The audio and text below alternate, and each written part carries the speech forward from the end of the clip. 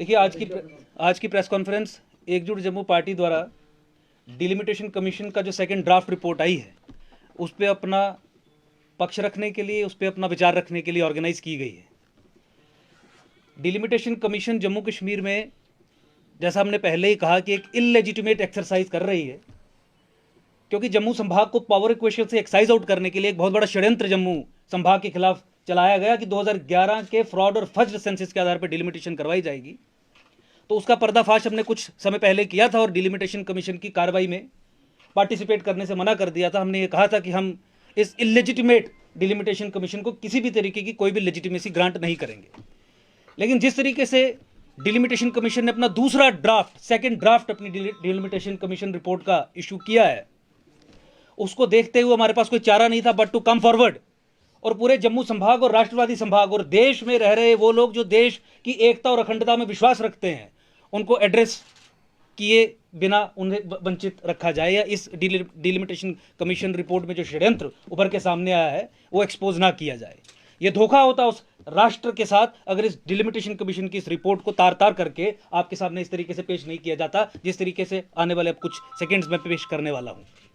आपने ये देखा कि डिलिमिटेशन कमीशन ने जम्मू कश्मीर में पार्लियामेंट्री कंस्टिट्यूएंसीज को रीअलाइन करने की प्रक्रिया में जम्मू संभाग के कुछ एरियाज को कश्मीर संभाग के कुछ एरियाज के साथ जोड़ के एक नई कॉन्स्टिट्यूएंसी के रूप में खड़ा करने का प्रपोजल दिया है। और वो प्रपोजल है कि जम्मू संभाग का पुंछ और मेजॉरिटी राजौरी डिस्ट्रिक्ट कश्मीर संभाग के अनंतनाग कंस्टिट्यूएंसी के साथ जोड़ दिया जाएगा।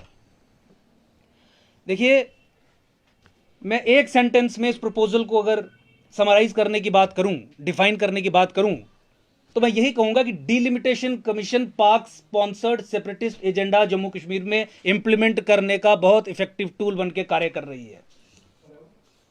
और चूंकि ऐसा हो रहा है, सरकार होने दे रही है, या सरकार डिलिमिटेशन कमीशन को एक हथियार के तौर पे इस्तेमाल करके यह करवा रही है, जम्मू संभाग के साथ केंद्र सरकार भी और राज्य सरकार भी या यूटी सरकार भी बहुत बड़ा षड्यंत्र कर रही है। जम्मू संभाग के राष्ट्रवादी समाज के साथ और खासकर हिंदू पॉपुलेशन, जिन्हें होस्टेज रखने का काम किया जा रहा है इस प्रक्रिया के जरिए, उनके खिलाफ यह षड्यंत्र करने का काम कर रही है। इस प्रपोजल को किसी भी तरीके से कोई भी राष्ट्रवादी व्यक्ति, भारत की एकता अखंडता में विश्वास रखने वाला व्यक्ति एक्सेप्ट नहीं कर सकता। आपने क्या किया? आपने डिक्सन फॉर्मूला को इंप्लीमेंट करने का रास्ता, मार्ग प्रशस्त किया। आपने क्या किया? आपने वाजपेयी मुशर्रफ को इंप्लीमेंट करने का रास्ता, मार्ग प्रशस्त किया। आपने क्या किया?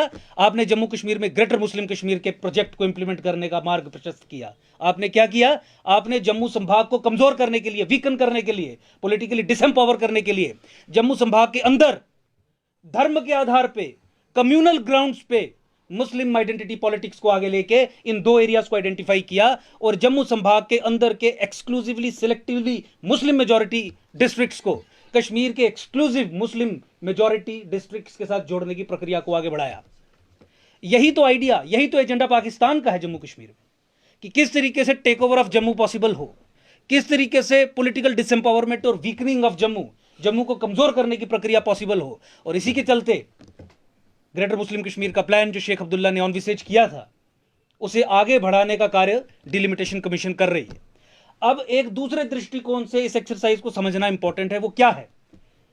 देखिए, बहुत ही सबवर्सिव एलिमेंट्स ने मिलकर पाकिस्तान के साथ जम्मू कश्मीर के सॉल्यूशन का कुछ प्लान ऑनविसेज किया था, कुछ प्लान तैयार किया था कि किस तरीके से जम्मू कश्मीर का निपटारा, जम्मू कश्मीर की प्रॉब्लम, समस्या पाकिस्तान के साथ हल की जा सकती है। नोबेल प्राइज दिमाग में रहा होगा, या सरकारी तंत्र में जो अंदर सबवर्सिव एलिमेंट्स घुसे हैं, जो जिहादी एलिमेंट्स घुसे हैं, उनका कब्जा रहा होगा। लेकिन अल्टीमेटली एक प्लान बना बीजेपी का वाजपेयी मुशर्रफ फार्मूला, जो आधारित था डिक्सन प्लान पे, जो आधारित था काटवारी फार्मूला पे, जो आधारित था शेख अब्दुल्ला के ग्रेटर मुस्लिम कश्मीर फार्मूला पे, जो आधारित था चिनाब फार्मूला पे।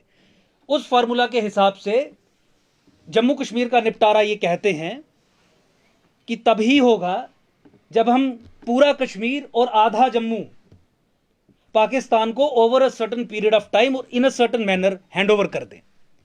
भारत की टेरिटरी को सेसीड करके पाकिस्तान को सौंप देने का जो प्लान है उसे वाजपेयी मुशर्रफ प्लान कहते हैं, उसे डिक्सन प्लान कहते हैं। Kashmir exclusively Muslim majority area और जम्मू संभाग के वो एरियाज अंदर से जो मुस्लिम मेजॉरिटी हैं उन्हें चिन्हित करके दोनों को जोड़ा जाएगा। देखिए, इस प्लान को एग्जीक्यूट करने में भारत सरकार उस समय की, या जो प्लानर्स हैं स्टेट अपरेटस में, उनके सामने दो समस्याएं थी कि देश को कैसे समझाएंगे कि ये सोल्यूशन पाकिस्तान के साथ करना है, और फिर दूसरी प्रॉब्लम थी कि देश को तो समझा भी अगर लिया तो जम्मू संभाग इस कॉमन टेरिटरी में 7 प्रोविंशियल असेंबलीज खड़ी करेंगे, 7 में से 5 एक्सक्लूसिवली मुस्लिम मेजॉरिटी होंगी, छठी जो होगी 50-50 या 60-40 की रेशियो में होगी, एक हिंदू मेजॉरिटी होगी। Over a period of time फिर क्या करेंगे, एक ऐसा अरेंजमेंट बनाएंगे पाकिस्तान के साथ मिलकर कि इन प्रोविंशियल असेंबलीज से इनडायरेक्टली इलेक्ट करके, एक्स ऑफिशियो कैपेसिटी में मेंबर्स इलेक्ट करके एक ऊपर पार्लियामेंट टाइप की कोई बॉडी बनाएंगे, जिसके जरिए हिंदुस्तान का और पाकिस्तान का जम्मू कश्मीर, जो अभी का जम्मू कश्मीर है, और पीओके दोनों पे मिला के ज्वाइंट कंट्रोल होगा। इस एरिया पे पाकिस्तान और हिंदुस्तान के बीच में सोवरेनिटी की शेयरिंग होगी, शेयर्ड सोवरेनिटी होगी। इस एरिया में पोरस बॉर्डर्स होंगे, आना जाना बिल्कुल खुला रहेगा। इसी सपने को साकार करने के लिए भारत सरकार ने, उस समय आप सब जानते हैं कि वाजपेयी जी ने, बीजेपी ने यहां पे एक पॉलिटिकल व्हीकल भी क्रिएट किया था, पीडीपी। और पीडीपी आज तक यही कहती है कि porous borders, shared sovereignty, joint control mechanism, demilitarisation. तो केवल इतना ही नहीं, जम्मू कश्मीर में एक पॉलिटिकल व्हीकल भी खड़ा किया गया जिसके जरिए सेल्फ रूल जिसको वो कहते हैं, उसके जरिए इस प्रक्रिया को आगे बढ़ाना था। तो देश को समझा लेंगे कि आते आते समय बाद में जब प्लेबिसाइट करवाया जाएगा, वोटिंग करवाई जाएगी, ये प्रोविंशियल असेंबलीज वोट करेंगी जो एक्सक्लूसिवली मुस्लिम मेजॉरिटी होंगी, ऊपर की पार्लियामेंट टाइप की बॉडी जब वोट करेगी प्लेबिसाइट के चलते, जो एक्सक्लूसिवली मुस्लिम रिप्रेजेंटेशन से भरी होगी, तो देश को बता देंगे कि फेट अकम्प्लाई के तौर पे अब हमें ये देना पड़ रहा है, क्या करें, सब असेंबलीज ने तो वोट पाकिस्तान के फेवर में दे दिया क्योंकि एक्सक्लूसिवली मुस्लिम मेजॉरिटी ये होंगी। ये हो गया देश को कैसे समझाना है। अब बात रही कि जम्मू संभाग को कैसे डील करना है, कि जम्मू संभाग तो 50 साल के बाद भी नहीं मानेगा कि आप हमें पाकिस्तान का हिस्सा बना दो, जम्मू संभाग तो 100 साल के बाद भी नहीं मानेगा कि आप हमें पाकिस्तान का हिस्सा बना दो। तो जम्मू को बर्बाद करना है, जम्मू को कमज़ोर करना है, जम्मू को डिसएम्पावर करना है, जम्मू इस परिस्थिति में ना रहे कि अपनी टांगों पर खड़ा हो सके, इसीलिए उसे खत्म करना है। तो इसके लिए क्या करना है, सबसे पहले जम्मू को अंदर से तोड़ने के लिए जम्मू कश्मीर में कम्युनल ग्राउंड्स पे मुस्लिम आइडेंटिटी पॉलिटिक्स स्टार्ट करनी है।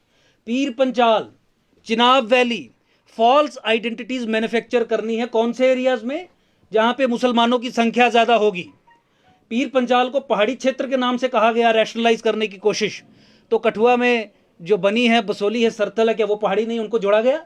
एक्सक्लूसिवली अंडरलाइंग जो फैक्टर था, कॉमन डिनोमिनेटर जो था, वो मुस्लिम सब नेशनलिज्म या मुस्लिम आइडेंटिटी पॉलिटिक्स था।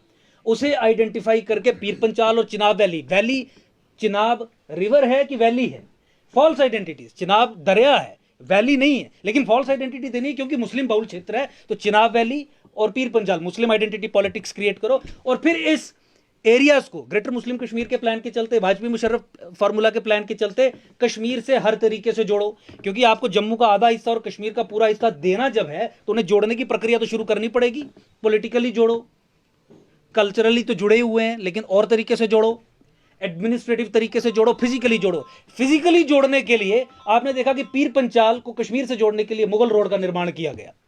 आपने देखा कि सिंथन टॉप रोड से डोडा किश्तवाड़ के जो मुस्लिम मेजॉरिटी एरियाज हैं उन्हें डायरेक्टली फिजिकली जोड़ने के लिए सिंथन टॉप रोड, कश्मीर से सिंथन टॉप रोड का निर्माण किया गया। एडमिनिस्ट्रेटिवली आपने देखा 1-1.5 साल पहले इन्होंने कोशिश की, भाजपा सरकार ने, जिसका पुरजोर तरीके से विरोध इसी कारणों से एकजुट जम्मू ने किया था कि डोडा किश्तवाड़ को कश्मीर के डिस्ट्रिक्ट्स के साथ जोड़ के एक नई एडमिनिस्ट्रेटिव डिवीजन के रूप में खड़ा किया जा रहा था। राजौरी पुंछ को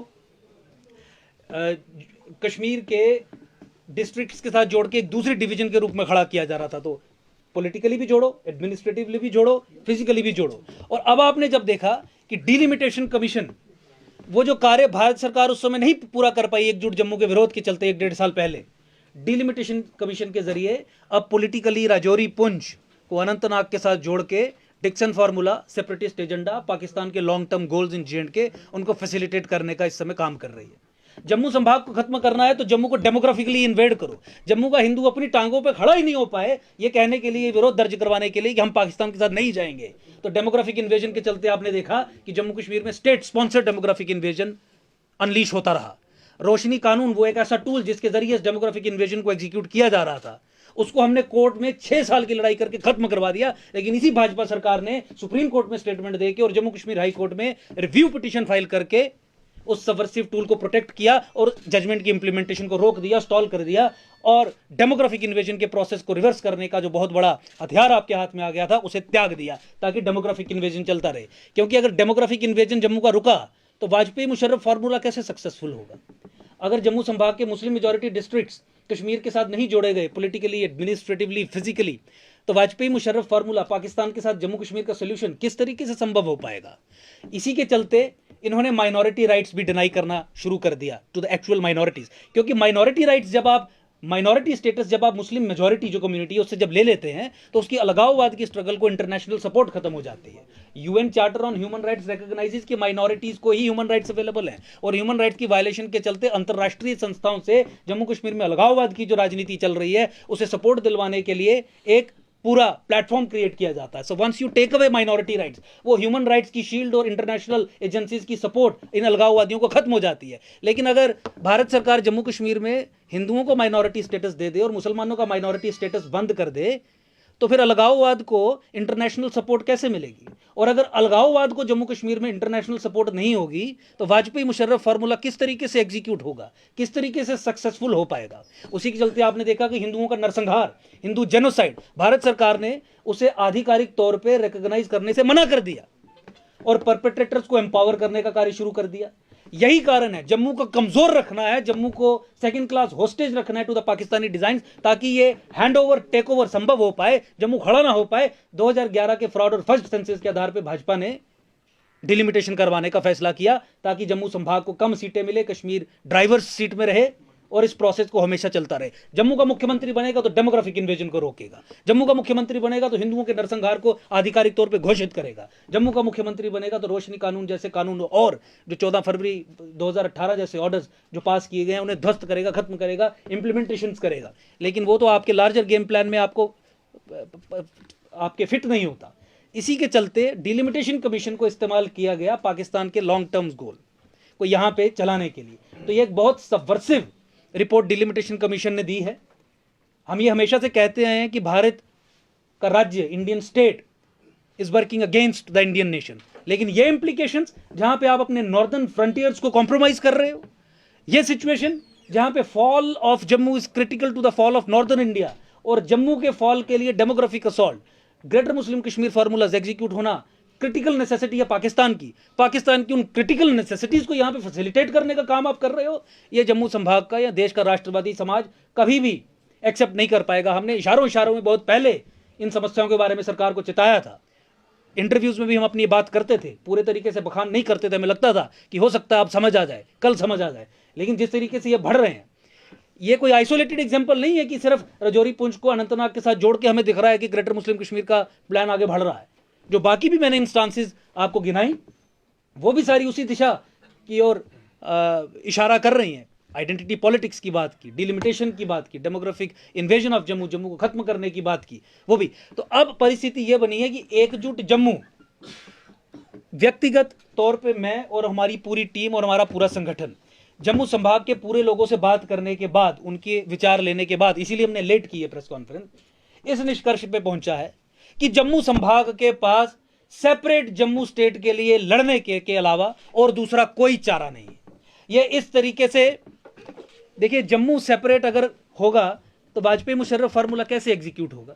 आपने आधा जम्मू और पूरा कश्मीर तो पाकिस्तान को देना है ना, आपने ये लिखित में दिया है ना। वाजपेयी मुशर्रफ प्लान जो है, जो डॉक्यूमेंट है, वो एक लिखित में डॉक्यूमेंट है ना, आपने पब्लिक डोमेन में नहीं रखा, लेकिन वो एग्जिस्ट तो करता है ना। उसकी जो डिटेल्स मैंने दी कि किस तरीके से प्रोविंशियल असेंबलीज उसके ऊपर एक पार्लियामेंट्री फॉर्म ऑफ एक एक्स ऑफिशियो कैपेसिटी में जो पूरा इंस्टीट्यूशन, वो सारी चीज़ें जो डिटेल्स मैं दे रहा हूँ, ये मनगढ़ंत तो नहीं है ना, ये उन्हीं डॉक्यूमेंट्स में से ही है ना। तो कोई चारा नहीं है जम्मू संभाग के लोगों के पास except to fight for a separate Jammu state. और ऐसा करके न केवल भाजपा ने यह बताया है कि वो वाजपेयी मुशर्रफ फार्मूला को एग्जीक्यूट करने की दिशा में आगे बढ़ रही है, ऐसा करके और 10 चीजें और करके। बल्कि भाजपा ने यह भी अब साफ कर दिया जम्मू संभाग के लोगों के सामने कि हम तुम्हारे दिलों की भावना कि जम्मू को कश्मीर से अलग करो, सेपरेट स्टेट बनाओ, उसकी बिल्कुल कदर नहीं करते। अब जम्मू संभाग से राजौरी और पुंछ को उसके साथ एंटेंगल कर रहे हैं, जोड़ रहे हैं, कपल कर रहे हैं। तो क्लियरली एक डिसाइसिव स्टेप है, डिसाइसिव एक पोजीशन है, पोस्चर है कि हम जम्मू को सेपरेट स्टेट नहीं देंगे। और जम्मू के सामने सेपरेट स्टेट बनाने के अलावा दूसरा कोई चारा नहीं है। और एक मैं अंत में ही अपनी बात कह दूं कि सारे गेम प्लान में कांग्रेस भी बीजेपी के साथ है। कांग्रेस भी वाजपेयी मुशर्रफ फॉर्मूला को इन प्रिंसिपल मानती है, कांग्रेस भी ऑन बोर्ड है।